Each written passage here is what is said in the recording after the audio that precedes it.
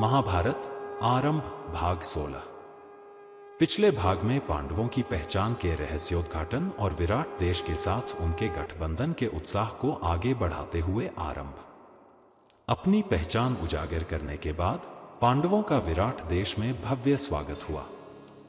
राजा विराट और उनके सभी दरबारी पांडवों के प्रति अपने आदर और सम्मान को व्यक्त करने के लिए उत्सुक थे।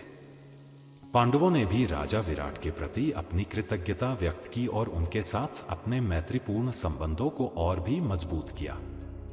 अर्जुन के पुत्र अभिमन्यु का विवाह राजकुमारी उत्तरा के साथ संपन्न हुआ, जिससे दोनों परिवारों के बीच का बंधन अटूट हो गया। अज्ञातवास की अवधि सफलतापूर्वक पूरी करने के बाद पांडवों ने अब अपने अगले कदम पर विचार करना शुरू कर दिया।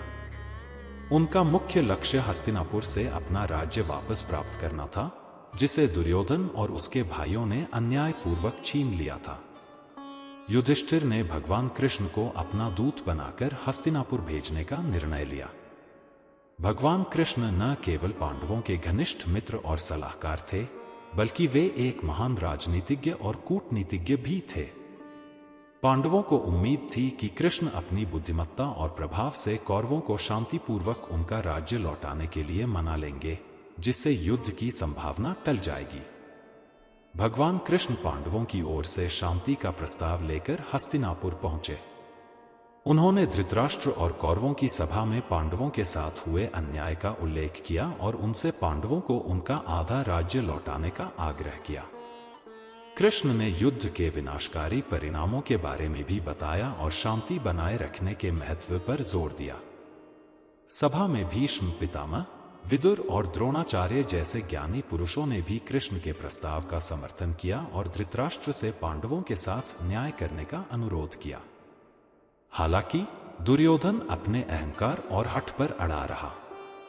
उसने स्पष्ट रूप से पांडवों को 1 इंच भी भूमि देने से इनकार कर दिया। उसने कृष्ण के शांति प्रस्ताव को ठुकरा दिया और युद्ध करने की धमकी दी।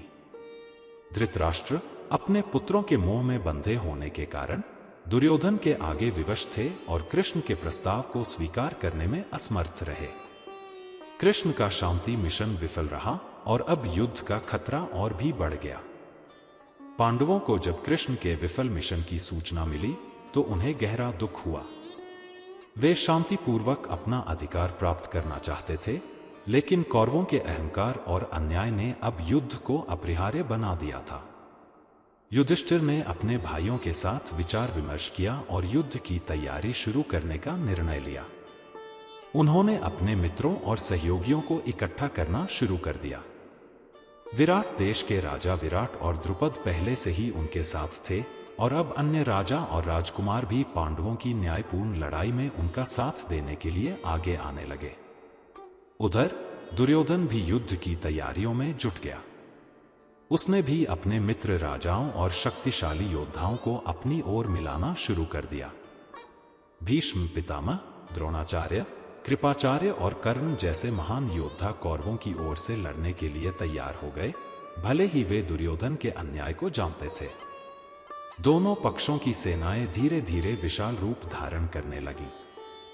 पूरे भारतवर्ष में युद्ध की आशंका फैल गई। राजा और प्रजा दोनों ही इस विनाशकारी संघर्ष के संभावित परिणामों को लेकर चिंतित थे। भगवान कृष्ण का शांति प्रयास विफल होने के बाद अब युद्ध निश्चित था। पांडव न्याय के लिए लड़ने को तैयार थे और कौरव अपने अहंकार और अन्याय को बनाए रखने के लिए। दोनों ओर से विशाल सेनाएं कुरुक्षेत्र के मैदान में एकत्रित होने लगीं, जहां धर्म और अधर्म के बीच अंतिम और निर्णायक युद्ध लड़ा जाना था। अब भारतवर्ष के इतिहास का सबसे बड़ा और विनाशकारी युद्ध होने वाला था। पांडवों और कौरवों की सेनाएं कुरुक्षेत्र के मैदान में आमने सामने खड़ी थी।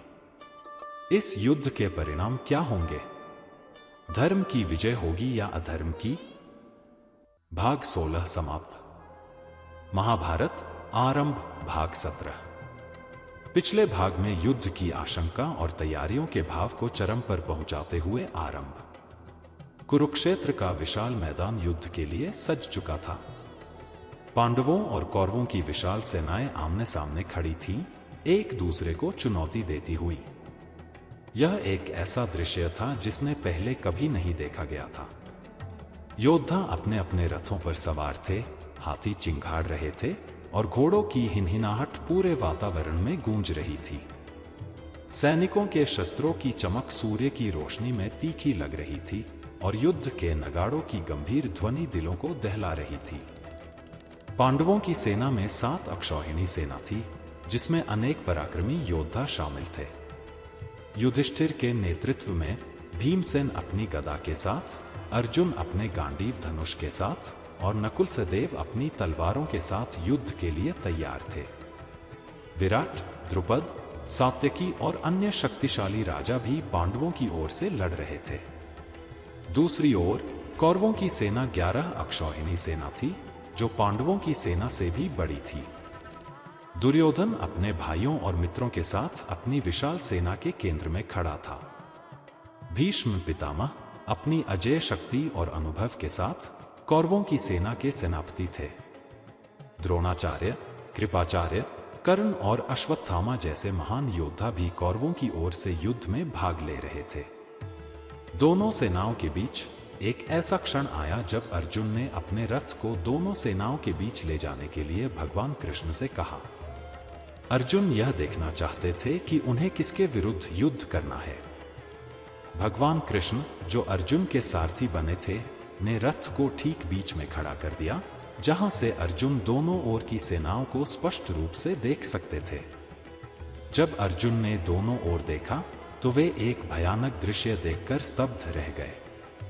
उन्हें अपनी ही कुल के लोग, अपने दादा भीष्म, अपने गुरु द्रोणाचार्य, अपने चाचा और भाई, अपने मित्र और संबंधी शत्रु पक्ष की सेना में खड़े दिखाई दिए।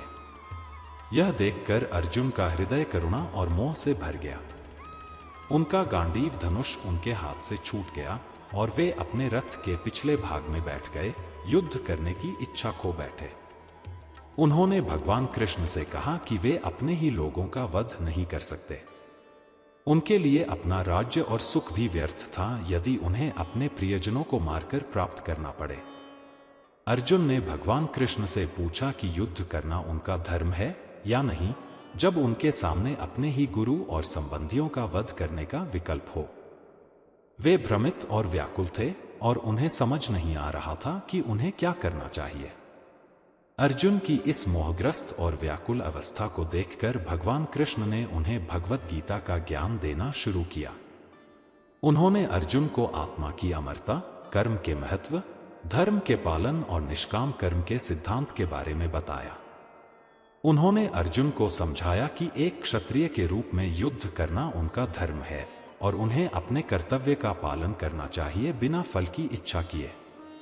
भगवान कृष्ण ने अर्जुन को अपने विराट रूप का दर्शन भी कराया, जिससे अर्जुन को यह ज्ञात हुआ कि यह युद्ध केवल मनुष्यों के बीच नहीं है, बल्कि यह धर्म और अधर्म के बीच का एक दिव्य संघर्ष है, जिसमें सभी प्राणी एक निमित्त मात्र हैं। भगवान कृष्ण के ज्ञान और दिव्य दर्शन से अर्जुन का मोह भंग हुआ। उन्हें अपने कर्तव्य का बोध हुआ और उन्होंने युद्ध करने का निश्चय किया। उन्होंने अपना गांडीव धनुष फिर से उठाया और युद्ध के लिए तैयार हो गए। कुरुक्षेत्र के मैदान में धर्म और अधर्म की सेनाएं अब युद्ध के लिए पूरी तरह से तैयार थी। अर्जुन का मोह भंग हो चुका था और वे अपने कर्तव्य का पालन करने के लिए दृढ़ संकल्पित थे। युद्ध के नगाड़े फिर से गूंज उठे और दोनों सेनाएं एक दूसरे पर टूट पड़ी। महाभारत के महायुद्ध का आरंभ हो चुका था। कुरुक्षेत्र के मैदान में बाणों की वर्षा होने लगी, रथों की टक्कर होने लगी और योद्धा एक दूसरे से जूझने लगे। यह एक ऐसा युद्ध था जिसने पूरे भारतवर्ष को हिला दिया था। इस युद्ध के परिणाम क्या होंगे?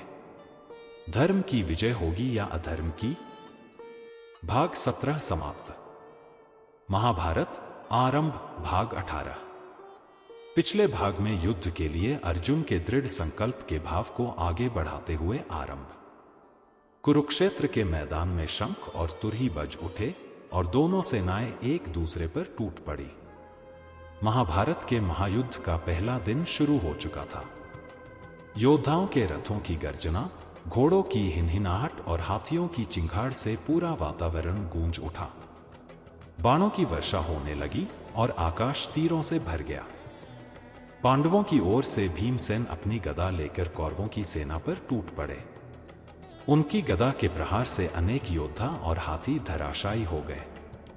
उनका क्रोध कौरवों के अन्याय को याद करके और भी बढ़ रहा था। अर्जुन अपने गांडीव धनुष से अचूक बाण चला रहे थे, जिससे कौरवों की सेना में भगदड़ मच गई। युधिष्ठिर और नकुल सहदेव भी अपनी तलवारों से शत्रुओं का सामना कर रहे थे। कौरवों की ओर से भीष्म पितामह अपनी अजेय शक्ति का प्रदर्शन कर रहे थे। उनके बाण पांडवों की सेना में कहर बरपा रहे थे। कोई भी योद्धा उनके सामने टिक नहीं पा रहा था। द्रोणाचार्य भी अपने दिव्यास्त्रों से पांडवों की सेना को भारी नुकसान पहुंचा रहे थे। कर्ण अपनी अद्भुत धनुर्विद्या से अर्जुन को कड़ी टक्कर दे रहा था। पहले दिन का युद्ध अत्यंत भयंकर था। दोनों ओर के योद्धा अपनी पूरी शक्ति और कौशल का प्रदर्शन कर रहे थे। अनेक वीर योद्धा मारे गए और घायल हुए। युद्ध के मैदान में रक्त की नदियां बह रही थी। अर्जुन और भीष्म पितामह के बीच एक भयंकर द्वंद्व युद्ध हुआ। अर्जुन अपने दादा के प्रति सम्मान और स्नेह के कारण पूरी शक्ति से प्रहार नहीं कर पा रहे थे, लेकिन भीष्म पितामह अपनी पूरी शक्ति से लड़ रहे थे। भगवान कृष्ण ने अर्जुन को अपने मोह को त्याग कर युद्ध करने के लिए प्रेरित किया। भीमसेन और दुर्योधन के बीच भी एक जोरदार गदा युद्ध हुआ। दोनों ही योद्धा बलशाली थे और एक दूसरे को कड़ी टक्कर दे रहे थे। यह युद्ध बराबरी का रहा और अंत में दोनों अलग हो गए। संध्या होने पर पहले दिन का युद्ध समाप्त हुआ।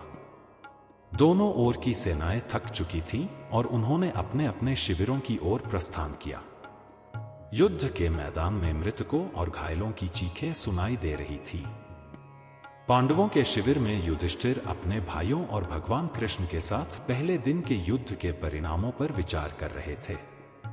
उन्हें भीष्म पितामह और द्रोणाचार्य जैसे महान योद्धाओं के पराक्रम का अनुभव हो चुका था और वे जानते थे कि यह युद्ध बहुत लंबा और कठिन होने वाला है। भगवान कृष्ण ने पांडवों को प्रोत्साहित किया और उन्हें युद्ध में विजय प्राप्त करने के लिए अपनी रणनीति बताई। उन्होंने अर्जुन को भीष्म पितामह से युद्ध करने के लिए अपनी पूरी शक्ति लगाने के लिए कहा, क्योंकि भीष्म कौरवों की सेना के सबसे शक्तिशाली योद्धा थे। कौरवों के शिविर में दुर्योधन अपने योद्धाओं के साथ पहले दिन के युद्ध पर चर्चा कर रहा था। उसे अपनी विशाल सेना और भीष्म पितामह के पराक्रम पर पूरा भरोसा था। उसे लग रहा था कि पांडवों की विजय असंभव है। महाभारत के महायुद्ध का पहला दिन दोनों पक्षों के लिए बहुत विनाशकारी रहा। अनेक वीर योद्धा मारे गए और युद्ध का रुख अभी स्पष्ट नहीं था। पांडव जानते थे कि उन्हें अपनी विजय के लिए और भी अधिक प्रयास करने होंगे। युद्ध का दूसरा दिन और भी भयंकर होने वाला था। दोनों सेनाएं फिर से आमने सामने आने वाली थीं और इस युद्ध के परिणाम पूरे भारतवर्ष के भविष्य का निर्धारण करेंगे। आगे क्या होगा, जानने के लिए हमारे साथ बने रहें। भाग 18 समाप्त।